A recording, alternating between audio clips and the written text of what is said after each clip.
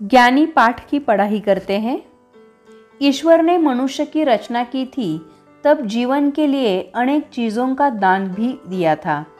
उन सब में भाषा का दान सर्वश्रेष्ठ है। मनुष्य अपने भावों और विचारों को भाषा के माध्यम से ही व्यक्त करता है। भारत एक बहुभाषी राष्ट्र है।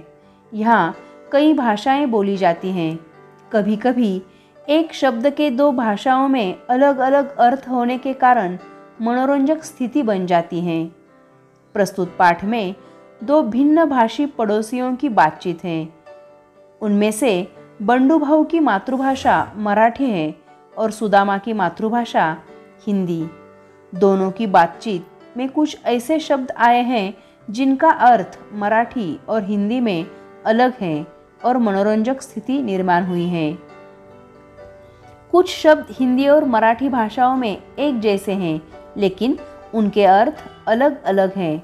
इस पाठ में कुछ ऐसे ही शब्दों के बारे में बताया गया है। अब हम पाठ की पढ़ाई करते हैं।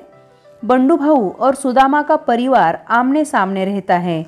दोनों के बच्चे आपस में साथ साथ हंसते खेलते हैं। दोनों परिवार एक दूसरे के सुख दुख में सहभागी होते हैं। दोनों की मातृभाषा भिन्न है। इसके चलते एक ही शब्द के दोनों भाषाओं में अलग अलग अर्थ होने के कारण कई बार उनके बीच मनोरंजक स्थिति बन जाती है। ऐसी ही स्थिति आज भी बनी। बंडू भाऊ कहते हैं, मना करने के बाद भी बच्चे बरसात में भीग रहे हैं, अंदर बुलाकर उन्हें शिक्षा दो। पहले हम ज्ञानी इस शब्द का अर्थ देखते हैं, जो हमारा पाठ का शीर्षक है। ज्ञानी यानी जिसे बहुत चीज़ों की जानकारी हो। और बंडू भाऊ यहाँ पे क्या कहते हैं, मना करने के बाद भी बच्चे बरसात में भीग रहे हैं, अंदर बुलाकर उन्हें शिक्षा दो। सुदामा कहता है, अरे बंडू भाऊ, मैं क्यों शिक्षा दूं?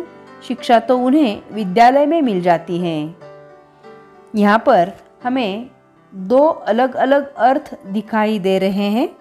बंडू भाऊ, तो क्या बच्चे ऐसे ही भीगते रहेंगे? सुदामा कहता है, बच्चे तो बंदर होते हैं, इसलिए खेलते ही रहेंगे। बंडू भाऊ कहता है, लेकिन जब आसपास कहीं समुद्र नहीं है तो बच्चे बंदर पर कैसे जाएंगे? सुदामा कहता है, अच्छा जरा बैठो, मैं भीगा हुआ ऊन का स्वेटर सुखाने के लिए फैला आता हूँ। बंडू भाऊ कहते हैं, तुम ऊन के स्वेटर को ऊन में कैसे सुखा सकते हो?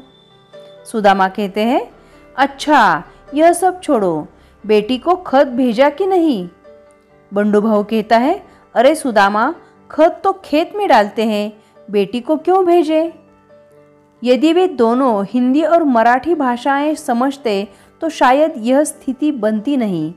इसलिए कहते हैं कि जो जितनी अधिक भाषाएं सीखता है उसका ज्ञान उतना ही बढ़ता है।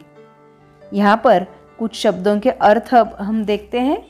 ज्ञानी यानी जिसे बहुत चीज़ों की जानकारी होती है उसे ज्ञानी कहते हैं। परिवार यानी कुटुंब। भिन्न यानी अलग। स्थिति यानी अवस्था, दशा। मनोरंजक यानी चित्त को प्रसन्न करने वाला, मज़ेदार। बरसात यानी बारिश। मना करना यानी इनकार करना। शिक्षा यानी दंड, शिक्षण। विद्यालय यानी पाठशाला। जरा यानी थोड़ा। खत यानी पत्र। यदि यानी अगर। अब हम पाठ का सारांश देखते हैं। बंडू भाऊ और सुदामा, इन दोनों के परिवार आमने सामने रहते हैं।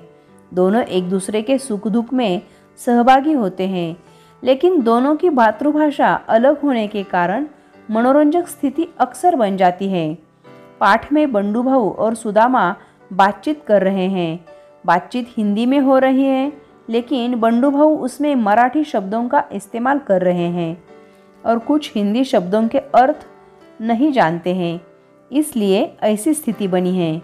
बरसात में भीगने वाले बच्चों को बंडू भाऊ दंडित करने के अभिप्राय से शिक्षा शब्द का इस्तेमाल करते हैं, लेकिन सुदामा उसका अर्थ पढ़ाई लिखाई ले लेता है। सुदामा बच्चों को बंदर कहता है तो अभिप्राय एक पशु से है लेकिन बंडू भाऊ उसका अर्थ समुद्र का बंदरगाह लेता है और समझ नहीं पाता। सुदामा भीगा हुआ ऊन का स्वेटर सुखाने की बात करता है तो बंडू भाऊ ऊन का मतलब धूप लेते हैं और खत भेजने की बात को भी नहीं समझ पाते, क्योंकि मराठी में खत का अर्थ खाद है। ऐसे अनेक शब्द दिखने में तो एक समान है, लिखने बोलने में भी एक समान है, लेकिन भाषा बदलने पर उनके अर्थ भी बदल जाते हैं। जिनको दोनों भाषाएं आती हैं उन्हें समझने में दिक्कत नहीं होती, इसलिए अनेक भाषाएं हमें सीखनी चाहिए।